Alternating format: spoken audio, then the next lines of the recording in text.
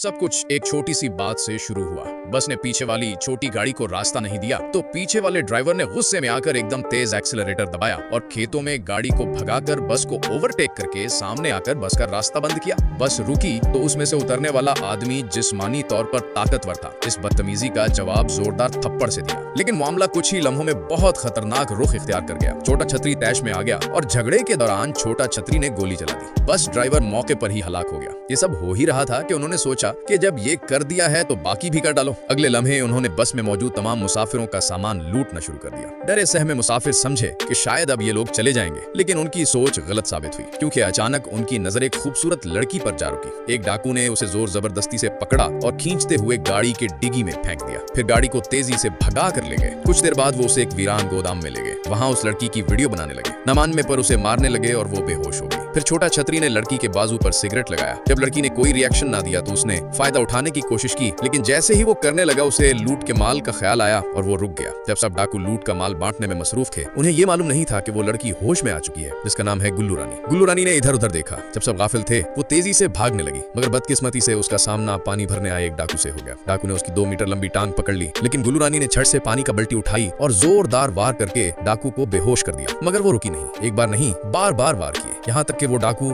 जमीन पर ठंडा हो गया। जब दूसरे डाकू शोर सुनकर पहुंचे तो देखा कि उनका साथी मर चुका है। ये देखकर उनका लीडर छोटा छतरी गुस्से से पागल हो गया और फौरन गुल्लू रानी का जान लेने के इरादे से ताकुब शुरू कर दिया। गुल्लू रानी भागती रही, चेहरे पर खौफ, जिस्म पर जख्म और सांसें तेज। एक मौके पर उसका पांव फिसला और वो तकरीबन एक गहरे कुएं में गिर जाती, मगर वक्त पर उसने एक पत्थर को थाम लिया। वो रुकी नहीं, फौरन एक दीवार के कोने में जा छुपी। उसने सोचा कि बस रात हो जाए, मैं निकल जाऊंगी, मगर अगले ही लम्हे कदमों की आवाज आ गई। डाकू उसे ढूंढते ढूंढते बहुत करीब आ गए। गुल्लू रानी ने मुंह पर हाथ रखा और सांस रोक ली। फिर अचानक उसे मोबाइल फोन बजने की आवाज आई। इससे गुल्लू रानी को बचने की एक उम्मीद नजर आई। वो दौड़ती हुई लाश की तरफ गई और उसका फोन उठाया और कॉल की। वो छुपकर अपने बॉयफ्रेंड को कॉल करती है। उसे लगा कि वो बचाने आ जाएगा, लेकिन जैसे ही वो बाहर आई एक डाकू ने उसे देख लिया। गुल्लू रानी को लगा कि अब वो मरने वाली है, मगर किस्मत ने फिर साथ दिया। डाकू उसे मारने की बजाय उसका फायदा उठाना चाहता था, मगर गुल्लू रानी ने जल्दी से पास पड़ी दरांती थाम ली और एक ही बार में उसे खत्म कर दिया। छोटा छतरी शोर सुनकर दौड़ा, लेकिन गुल्लू रानी ने जबरदस्त चालाकी से उसे भी चिकमा दे दिया और छोटा छतरी को धक्का देकर कुएं में गिरा दिया। फिर पत्थर उठाकर उसके सर पर मारने लगी जब तक वो मर नहीं गया। अब सिर्फ एक डाकू बचा था। दोनों के दरमियान खूनी दौड़ का